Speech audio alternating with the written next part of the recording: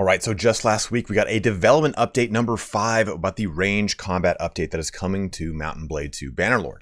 So we're going to go through this real quick. If you've already watched this, you're not going to learn anything new. I'm just going to talk about some of these these development updates, why they're awesome, and some things I'd like to see for the future, because I do know that the Bannerlord team watches these videos and all the videos on YouTube and all the streams. But if you just wanted some real quick hard and fast facts about this update, you're going to be looking at a range combat change that is going to make it so that short bows can acquire their target faster. They can actually zero in quicker, but they've got a shorter range and less damage, while long bows will be the inverse to this. The same is duplicated to your crossbows. Education will now be a part of your children, so you can kind of develop how they become who they are by the time they come of age. We're getting a little bit of a siege update with mangonels being the true anti-infantry siege piece of the game. Lame horses are now going to be fully implemented. So if your horse is killed in combat, it has a chance to be completely killed outright or be lame with reduced stats such as speed and so on and so forth. Also, there are some perks in riding that limit the amount of damage done to a horse or the ability or lowers the percentage of it becoming lame. 3 other things. There's a new radial order menu that is coming, so it'll make it easier if you're using a controller to play Bannerlord. Also, prisoner recruitment is changing. Hopefully, we'll be able to start seeing those tier 4 and 5 recruitment prisoners, and also Battanian and chainmail has been added, so another Battanian armor. So that's all you wanted to know. You can go ahead and shut the video down. That's 1 minute and 40 seconds out of your life, and you can go ahead and go about your day. Hopefully, we'll start to see these development changes made in the very near future. They did that last time with the development update number 4. We got a major patch or beta branch update very shortly after the video was released. But let's go ahead and start the video. We're going to go through some portions of it. We're going to pause and talk about those developments that are being added to the game and my thoughts, as well as maybe some future projections for it. So to start us off, we're going to be looking at the range combat update portion. And this is pretty cool. I think that a lot of us have some varying level of either disappointment or over excitement about the range combat. Like, it's really fun to play a range combat character. In fact, I think one of the best characters to play is a mounted archer that also can go into melee. You're just so powerful. But at the same time, when you get shot by range combat, it can be pretty decimating, right? You can get that one thrown weapon shot to the chest that just completely gives your character right in the opening shots of the game. It's pretty rough. So I don't think this is going to see an overall change to the calculation of damage. They said that this is going to change every single range weapons, basically the way that they acquire targets, the way that their damage is done, as far as, okay, is it a short bow? Well, then short bows will do less damage than a long bow, but it'll have a consequently less range. So we can kind of see how that plays out as we look at these crosshairs here. You can see that light crossbow acquires the target faster. The normal crossbow takes just a little bit longer. Or when we jump back over here to just the hunting bow and the long bow, you can see it takes it quite a bit longer, and you can hold down the shot for longer too. So excited to see how these changes work themselves out, and hopefully it really pushes into how the damage is done as well, because that is such a huge portion of range combat. It feels like even if you have the heaviest armor, you're still wearing paper. Let's take a look here at education. That's the next portion of the game. And this is essentially going to be very similar to how you create your character, right? You go through the many prompts of young adulthood, choosing how your character progresses and what skills, and let's jump back right here, what skills and attributes are affected by that right here, right? Bow levels increase by 5, and the corresponding focus is increased by 1. Control is also increased by 1. So it's cool that we finally get to really develop our children, because it tells me that the future for how this will really play out is going to have an effect on the future of your character. Because remember, Bannerlord is kind of supposed to play like Crusader Kings 3, wherein if you die, you take over one of your children who you then play, like that kind of continuous legacy. And it looks like we're finally getting a little bit of a nod to that, in that we've gotten succession that works now for all the main faction kingdoms, as it were. We're now able to really develop our children. True death has been added, so hopefully this is all indications of things to come, because they did say they wanted early access to leave or the game to leave early access around the year mark. And the end of March, I believe it is. The very end of March is the full 1 year anniversary of early access in the game. So we're coming around to that full 4 month, 5 month level before that full 1 year. So hopefully we're getting closer to that final product. And this excites me because then we get to play a longer and more contiguous story and game, and it makes jumping from character to character a little bit more impactful, right? So our next subject here is about the mangonel projectiles. And hopefully this is kind of a hint towards future siege improvements, because there have been a lot of changes and innovations to the game. Let's go ahead and pause this right as that. Yeah, look at that. Look how sweet that is. Ooh, boop. Stop right there. So there have been a lot of changes to the game, right? There's been a lot of overhauls. We've gotten perks completely changed and redone. Yes, they're not 100% working, but at least now almost all of them are completely done. We still don't have stuff like, oh gosh, what's it called? Leadership is not 100% done.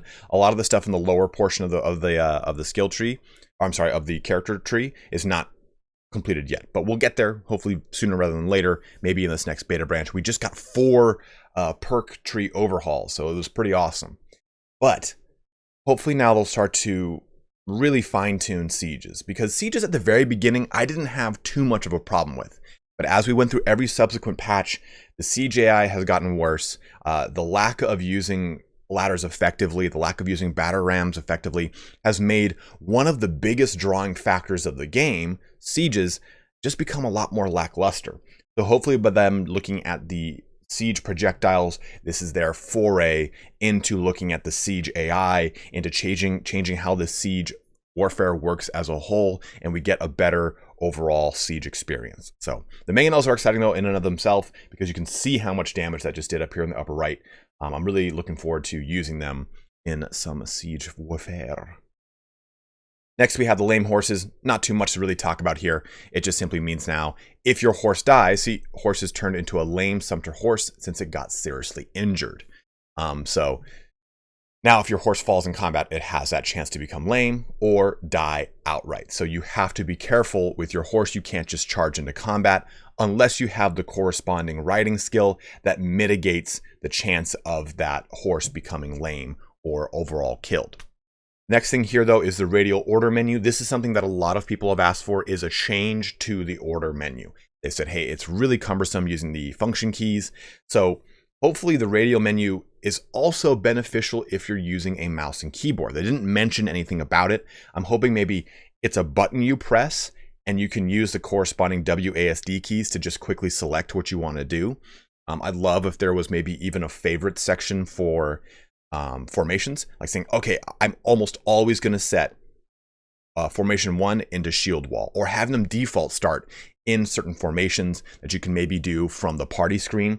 I think that would be a really strong way to reduce a lot of the early game micromanaging by simply just moving things where you want them to go and then not having to worry about their formation until you need to adapt that in the middle of combat. That I think is a stronger way to play the game, rather than saying, okay, every time I load in, all of my infantry goes into shield wall, all of my archers go to loose formation, all of my cavalry will then go to skein formation and charge or advance, depending on what it is. So hopefully we can do that and eliminate the repetitiveness, because I feel like even if that's added to the game, it makes the combat a little more succinct, and it makes it feel less like, okay, I loaded in, gonna press 1, 3, gonna press 1, 2, gonna press this, that, this. You're not pressing the same 5 buttons every time you load in. So hopefully they can do something like that, but I do think the radial menu is a good step, especially if you're using a controller, which I know a number of people are, because they have come from the console. So always an exciting innovation. They have done quite a few things that people have requested, and it's nice to see them put into the game. Prisoner recruitment is also getting, I don't want to say a buff, I think it's getting an as working as intended facelift, because there are some things in the game, like lame horses is a really good example, that have always supposed to have been a certain way, but it wasn't implemented maybe for testing purposes, or they just weren't ready yet, whatever it was. Prisoner recruitment is another situation where it was always meant to give you a reduction in morale. In fact, people thought that that was the case. It was a hidden value that we couldn't see when the game first came out. They all look like linebackers still. But You can now go into prisoner recruitment, and it's supposed to change the way this works. We looked at a lot of the roguery perks. They're going to affect the way that morale is impacted by bringing bandits into your army. So they even just talk about it in the video. Let's go ahead and pause right there. They even talk about in the video how some perks will reduce the amount of morale being hit, or your morale being hit by bringing in these prisoners. This right here, recent events minus 19.97 for morale because you brought in those prisoners. Now, again, hopefully this also deals with bringing in tier 5 and 6. I said tier 4 earlier, but I meant 5 and 6 prisoners, and we can actually fully bring them in without any issues, hopefully at some point, because I know a lot of people have always wanted that, myself included. We don't have to mod that into our game anymore. So let's see how that hopefully shakes out. And we also have the follow command. I'm going to skip forward. This has already been added. So basically, you're going to hold down Alt, then press left click, and you'll automatically follow a target for a quest. Jump forward just a little bit longer here. And we get into the new Battanian chainmail. So this is, I think, or hopefully, one of the last pieces of Battanian armor to be added. We have gotten a number of light, medium, and heavy Battanian armor pieces to be added to the game in probably the last 4 or 5 patches across all the mini versions in 1.4x and 1.3x. So hopefully we can start to dip into other nations here. I would love to see some more faction helmets for Vlandia. Vlandia just simply has the same helmet at the top end. I'd love to see some variety there. I think a lot of people would also like to see a lot of variety for the Imperial armor. Same thing for Khazate or the Aserai, or with the Sturgians. There's a lot of really cool variety. And the Sturgia has actually had a lot of different armor pieces added to the game as well, so there is a nod there. But I think that of the other factions, I would like to see some more variety in either their chest pieces or their helmet, depending on which one we're talking about. So I think that Battania has gotten a lot of really good love with a lot of great variety with their chest pieces. But now that we've gotten this awesome Battanian chainmail, giving that kind of awesome nod to their heraldry, I'd love to see that moved forward here into Vlandia, into Zayt, Imperial, so on and so forth. But that concludes our development diary here for today. This is number 5 in the list. And like I said, this came out just last week, I think around Friday. Well, actually, I think it was Thursday night going into Friday. I'm over here in California, so it's a bit different for you guys if you're in over in Europe. But this patch should hopefully be landing in the next week or two, and we'll be able to test these range combat updates and changes to the game. And hopefully then too, we'll get another set of patches in December. It seems to be like they've been on a 1 or 2 patch a month type cycle now, ever since they did the overhaul to the code, and they've changed everything with the form refactor, and we've gotten the developer tools. So a lot of really amazing mods are out there right now. I saw one with the Lord of the Rings one with Arda, with getting Riders of Rohan. So there are a lot of really cool changes that are being made to Bannerlord. And I've noticed that there's been a lot of Bannerlord traffic on the channel lately. So I think a lot of people are starting to come back to it with these developer tools coming out. And hopefully we'll start to see a lot of really cool, big final pushes to get the game into that final form. But let me know what you guys think about this in the comment section below. Are you stoked about the range combat? Are there other things you would like to see changed to the game? Be sure to kind of share your sentiment. Let people know, because like I've said before, the Tale Worlds does read the Reddit, they read the forums, they watch the videos. They're very active on the forums especially.